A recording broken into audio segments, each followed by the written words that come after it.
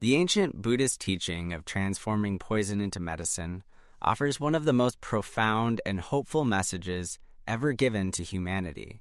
This principle teaches us that no matter how dark our circumstances, how painful our experiences, or how trapped we might feel, we possess within ourselves the power to transform any situation into something positive and meaningful. When we chant Nam-myoho Renge Kyo and embrace this teaching, we unlock a doorway to extraordinary human transformation that has inspired millions throughout history. Imagine a skilled doctor who can take the deadliest poison and transform it into life-saving medicine. This is exactly how the great Buddhist philosopher Nagarjuna described the Lotus Sutra and its teachings. He wrote that the Lotus Sutra acts like, quote, a great physician who changes poison into medicine. This metaphor captures something remarkable about human potential. Just as a master physician sees healing properties even in toxic substances, the wisdom of Buddhism reveals the hidden potential for growth and enlightenment that exists within our most difficult experiences. The Lotus Sutra tells us an amazing story about transformation. Longtime disciples of the Buddha, including Subhuti and others who had studied for many years, had given up on their spiritual growth. They thought they were too old, too set in their ways, too ordinary to achieve enlightenment. They had resigned themselves to a smaller life, convinced that the highest spiritual achievements were beyond their reach. But when they heard the teaching of the Lotus Sutra, something miraculous happened. The text describes how their minds were moved as seldom before and danced for joy. These elderly disciples suddenly realized that they too could become Buddhas. Their resignation and spiritual laziness, the poison, was transformed into sincere aspiration for enlightenment, the medicine. This transformation didn't happen because of some external magic. It occurred because they encountered a teaching that revealed their own infinite potential. The Buddha acted as that great physician, showing them how to see their apparent limitations as opportunities for growth. Their age, their ordinary circumstances, even their past failures became fuel for their spiritual awakening rather than obstacles to it. Nichiren understood this teaching deeply and expanded upon it in powerful ways. In his writing, on first hearing the teaching of the Supreme Vehicle, he explained that through the power of Nam-myoho Renge Kyo, we can transform the three paths of earthly desires, karma, and suffering into the three virtues of the Buddha, the Dharma body, wisdom, and emancipation. This might sound complex, but it simply means that everything that seems to work against us can actually work for us when we approach it with the right understanding and practice. Think about earthly desires for a moment. Most spiritual traditions tell us to eliminate desires, to see them as obstacles to enlightenment. But Nichiren Buddhism teaches something revolutionary. Our desires themselves can become the fuel for our enlightenment. When we chant Nam-myoho Renge Kyo, we don't try to suppress our desires for happiness, success, love, or security. Instead, we transform these desires into compassionate action and wisdom. A desire for personal happiness can motivate us to create happiness for others.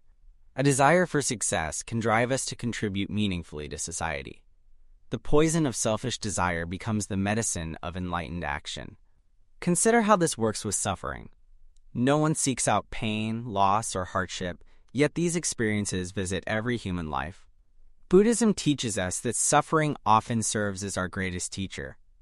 One Buddhist scripture wisely observes that illness awakens the desire to seek the truth.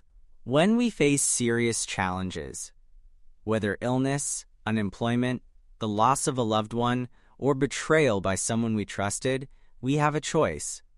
We can allow these experiences to embitter us, to make us cynical or hopeless, or we can use them as opportunities to develop our courage, deepen our compassion, and strengthen our determination to create value in our lives and the lives of others. The key lies in how we respond. When we approach difficult experiences as opportunities for self-reflection and growth, when we see them as chances to develop our inner strength and expand our hearts, then we begin the process of transformation. The more we can do this, the more we grow in vitality and wisdom. We begin to realize what Buddhism calls a truly expansive state of life, a condition where we feel capable of handling whatever comes our way with grace and strength. This process isn't automatic. Buddhism teaches that suffering derives from karma, the causes we ourselves have created through our thoughts, words, and actions. The Buddhist understanding of karma is deeply empowering because it places responsibility squarely in our hands.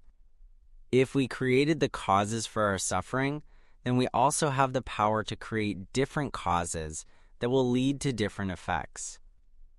The Buddhist view of karma is never fatalistic.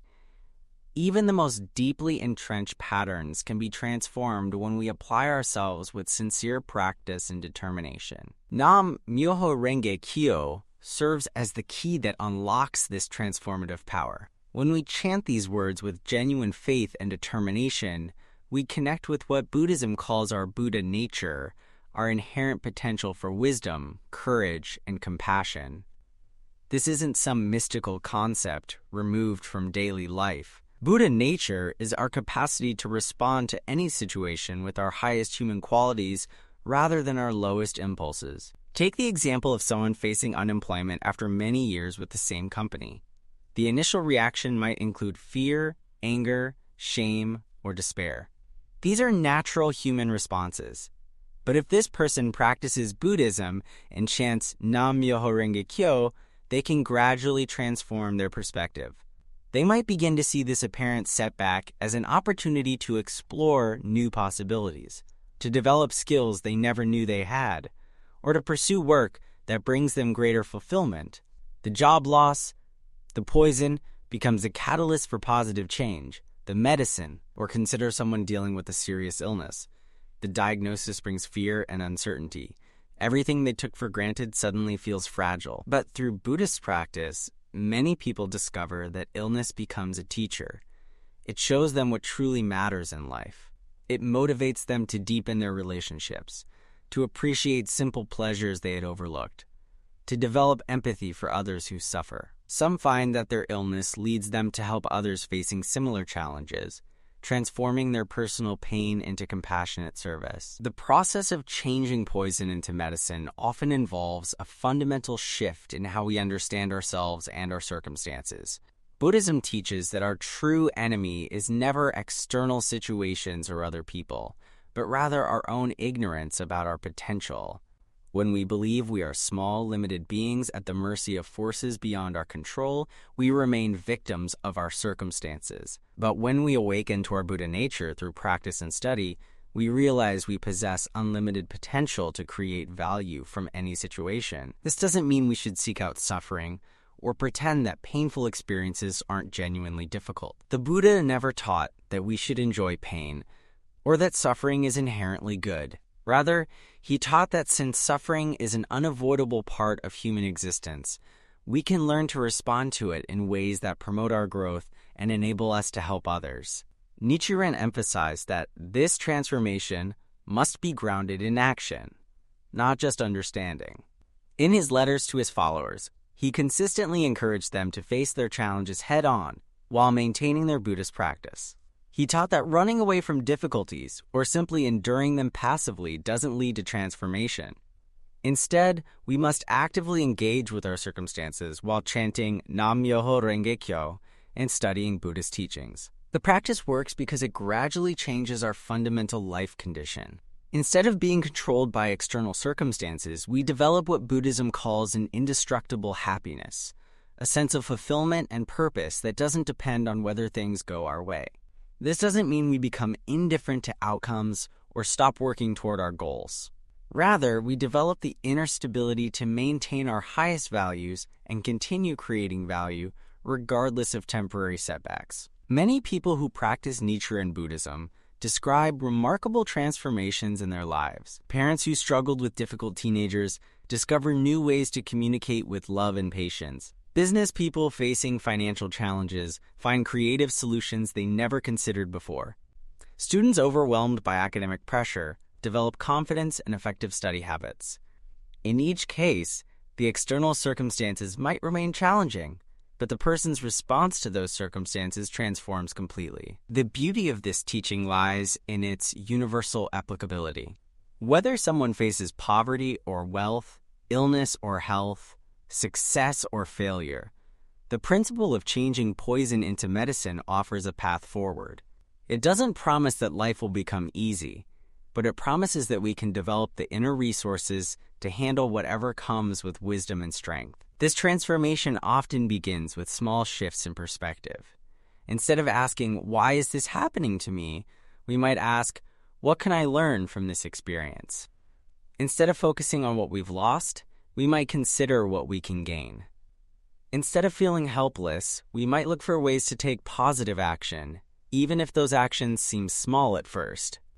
The Lotus Sutra teaches that everyone possesses the potential for enlightenment, without exception. This includes people who might seem hopeless, those consumed by anger, greed, or ignorance. It includes those who have made terrible mistakes or caused great harm. The principle of changing poison into medicine means that no one is beyond redemption, no situation is hopeless, and no experience is wasted if we approach it with the right spirit. This teaching makes Buddhism profoundly optimistic. While acknowledging the reality of suffering and evil in the world, it maintains unwavering faith in the human capacity for transformation. This optimism isn't naive or passive. It's based on countless examples throughout history of people who have overcome seemingly impossible circumstances and transformed their lives in remarkable ways. When we chant Nam Myoho Renge Kyo and study Buddhist teachings, we join this tradition of transformation. We connect with the same life force that enabled the Buddha's disciples to overcome their resignation and limitations. We tap into the same wisdom that guided Nichiren through his own challenges and persecutions. We access the same potential that exists within every human being to turn poison into medicine. The ultimate goal isn't just personal transformation, but contributing to the transformation of society as a whole. As we develop our own capacity to change poison into medicine, we naturally begin to help others do the same. Our example inspires courage in those who feel defeated. Our compassion offers hope to those who feel alone. Our determination demonstrates that positive change is always possible. This creates a ripple effect that extends far beyond our individual lives. Families heal from generations of dysfunction. Communities overcome seemingly insurmountable problems. Nations find paths to peace after years of conflict. Each person who masters the art of transformation becomes a catalyst for broader positive change. The teaching of changing poison into medicine ultimately reveals that nothing in human experience need be wasted. Every joy and every sorrow, every success and every failure, every moment of clarity and every period of confusion can contribute to our growth and our ability to serve others. This perspective transforms not just our difficulties, but our entire approach to living. We begin to see every day as an opportunity to strengthen our Buddha nature and create value in the world. Through the practice of Nam Myoho Renge Kyo and the study of Buddhist wisdom, we learn that we are not victims of circumstances, but co-creators of our destiny. We discover that our greatest challenges often contain our greatest opportunities for growth. We realize that the medicine we need already exists within us, waiting to be activated through sincere practice and unwavering faith in our highest potential.